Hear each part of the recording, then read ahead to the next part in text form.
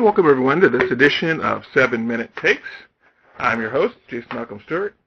We appreciate you taking your time this fine morning or evening to come again into our little portion of the world and check out our take on 2 brand new and somewhat surprising genre horror films. First of all, I want to again thank everyone for their support over the last month or so with the new YouTube feature. We're seeing some nice momentum start to happen with the YouTube feature, and we're hoping again to kind of build this into a more interactive experience for our viewers and our regular readers here on Age of the Nerd.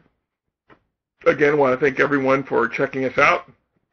Some folks as far away as Austria and Australia, which has been very interesting. We appreciate everyone around the globe, especially those folks who've checked in from the states around the United States, as far away in the states as Alaska, our international listeners, our regional listeners, wherever you might be. Thank you very much. We appreciate your support.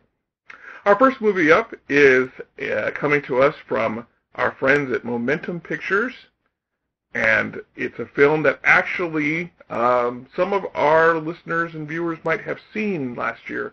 It was in wide release, a film called Intruders.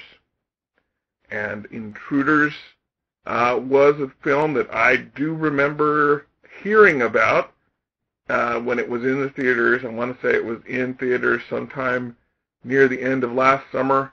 I might be wrong about that, but that seems to me to be the time frame it was around.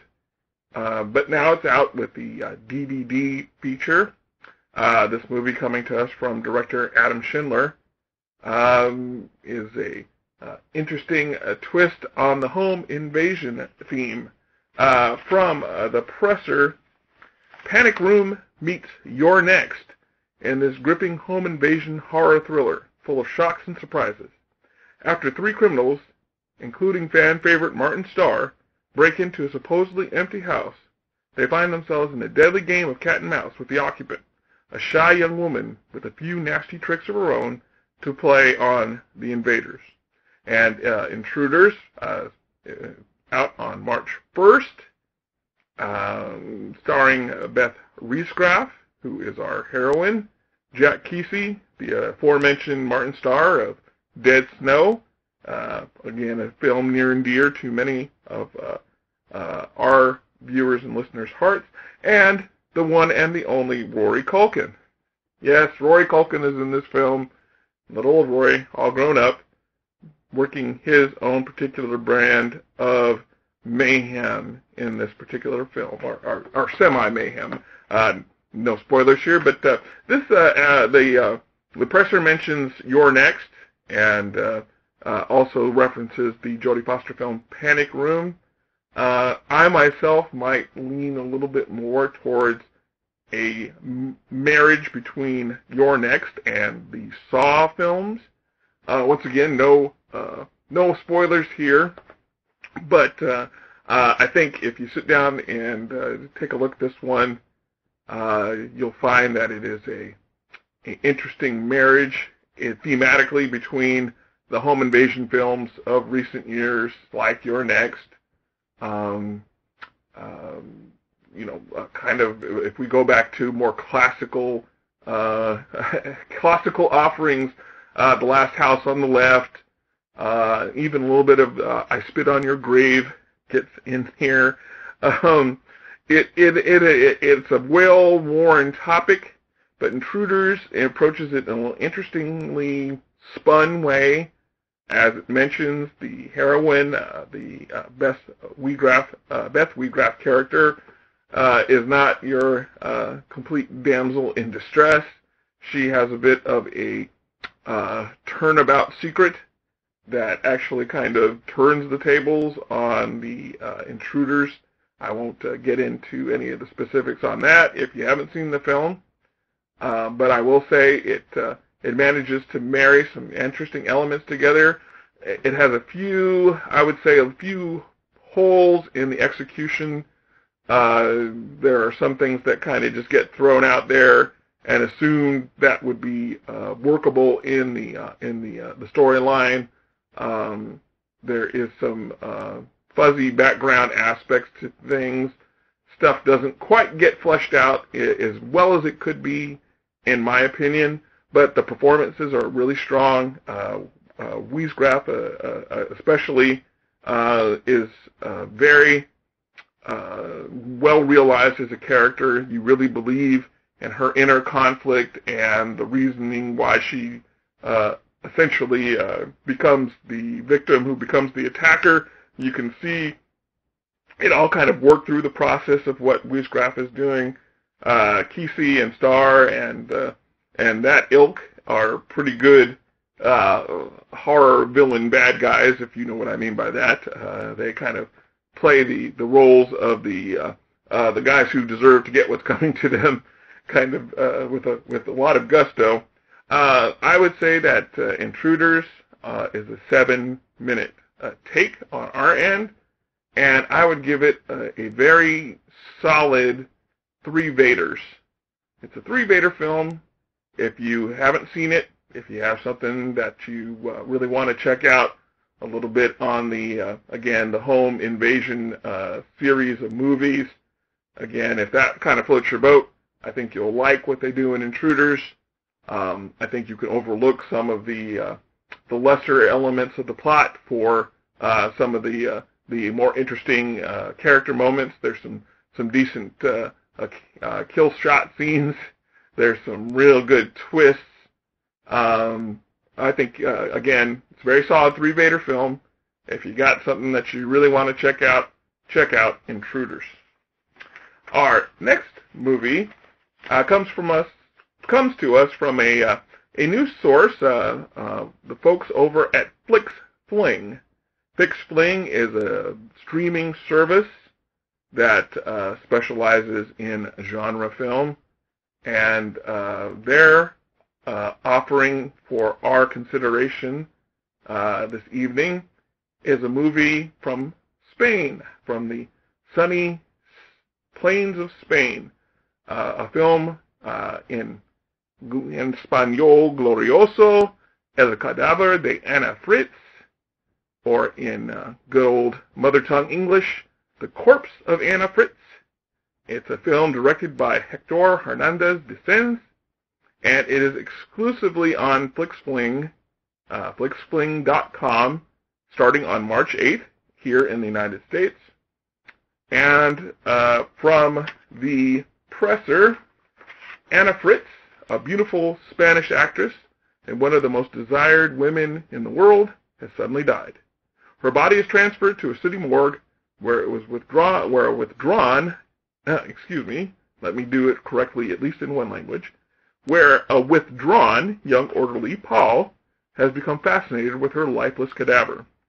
When Paul sends a picture of the dead celebrity to his 2 friends, they show up at the morgue for a glimpse of the beautiful starlet.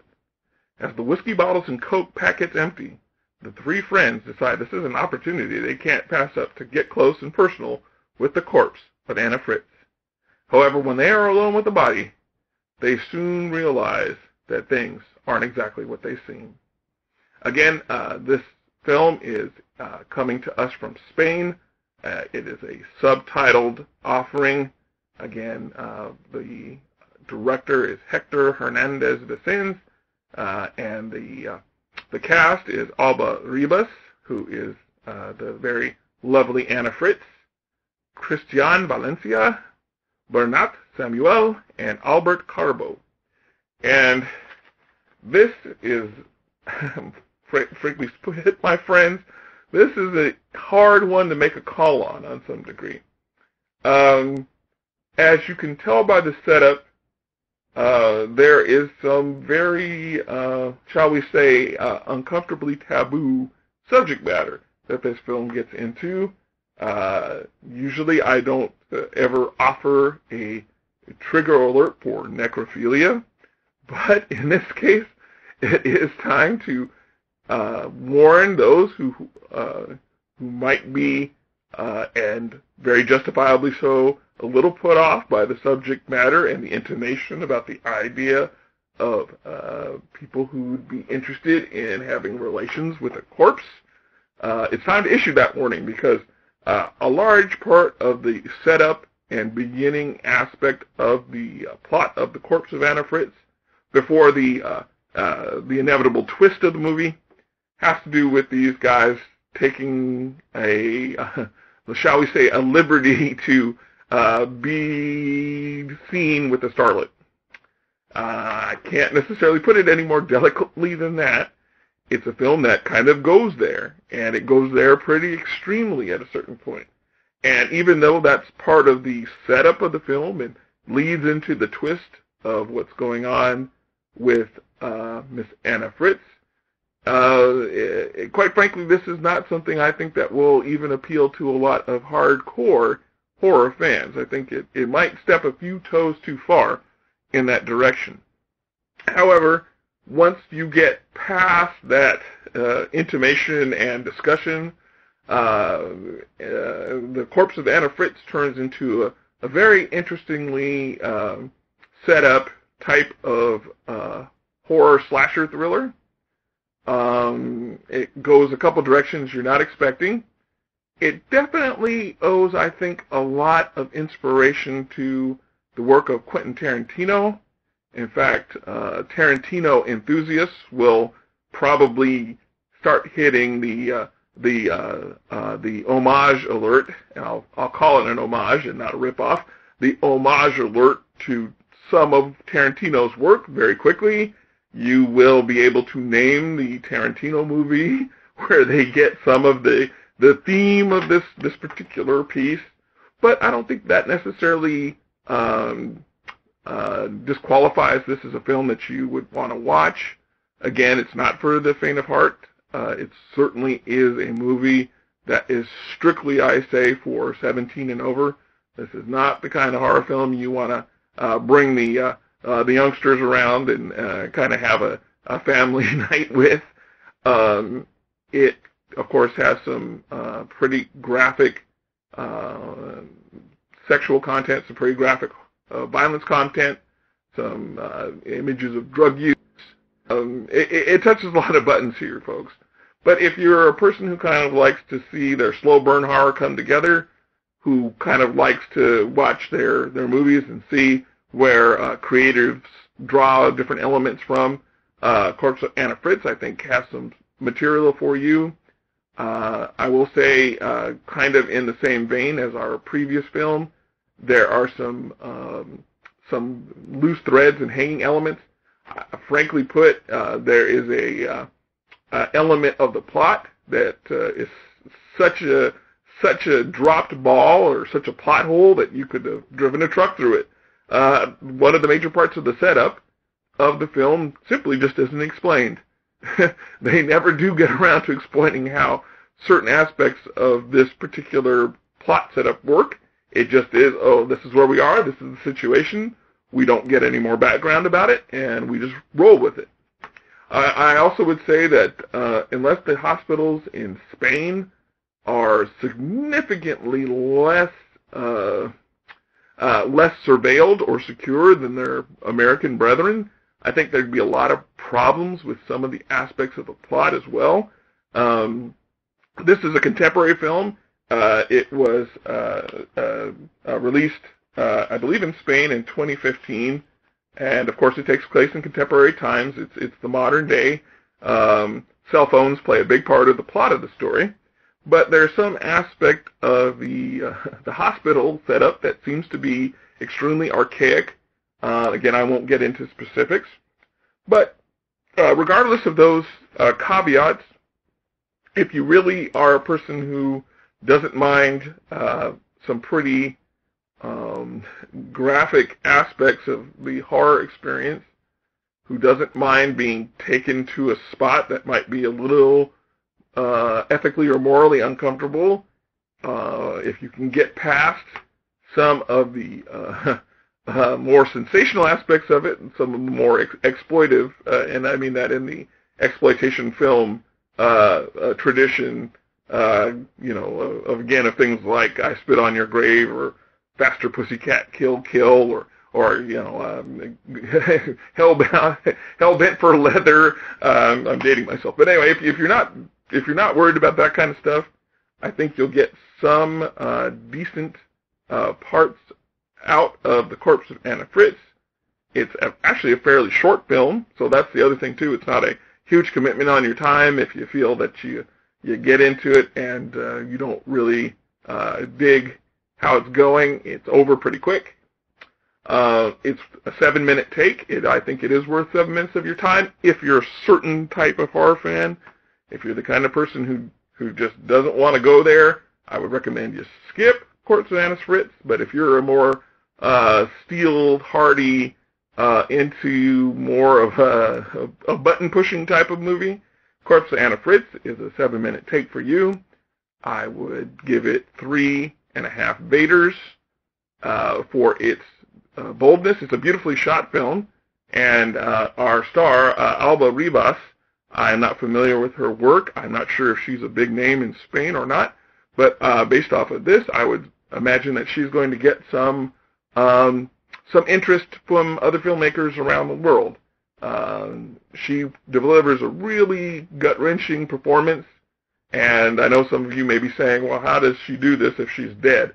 But trust me, there's a lot to be said for what she does here, and I would think that we'll be hearing her name internationally more often. Again, I'm not sure if she's a known name in Spain or not, but look for her to be somebody who you are going to hear about more widely in the international cinema.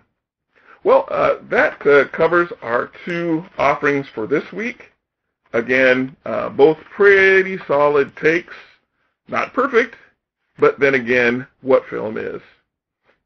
Somebody will come someday and claim these 5 Vaders.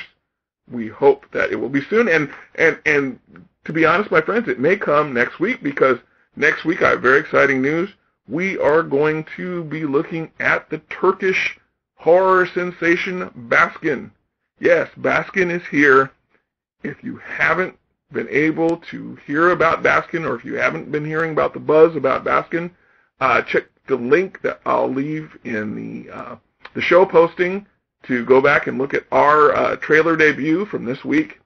Baskin has been the buzz-worthy movie internationally, coming to us from the lovely nation of Turkey, and it is a film that has garnered a lot of attention about some cops who are on a midnight raid to bust some criminals, and it goes very wrong. I'm really looking forward to sitting down and talking about it with the audience next week. The buzz on this is equal almost in some ways to the buzz that was coming for A24's The Witch. This may be the next must-see horror movie of the year, even though we're just now into March. So this is actually looking to be a very rich year for horror. We have, indie budget movies coming. We have big budget movies coming. We, of course, have the 3rd Purge movie coming along the pike. We have the next edition of The Conjuring coming our way. This is going to be an interesting year in the horror genre. A lot to keep our eyes on, and Baskin is one of the top of the list. So be back here next week for our coverage of Baskin.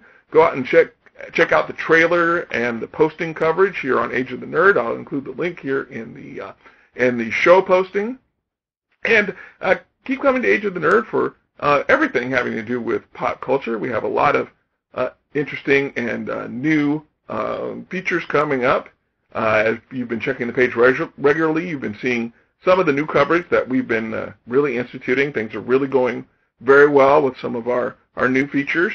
7-minute takes, we hope, continues to be a highlight of your week. And we want to hear from you. Please do contact us here in the show notes, here on the YouTube page, on Twitter, on Facebook. Comment on our internet posting site. Whatever you have an opportunity to do, we'd love to hear from you. We do love feedback. All the feedback we get is very important to us as we strive to kind of create something a little different here. and we're really flattered by the response we've had so far. We're really encouraged that we are kind of starting something a little new.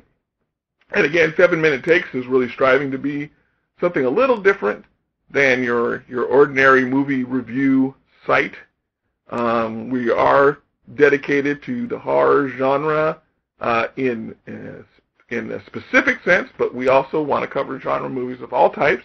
If you caught last week, we had 2 non-horror movies, and we're going to hopefully keep that branching out as well as having exclusive interviews with creatives from all aspects of genre film.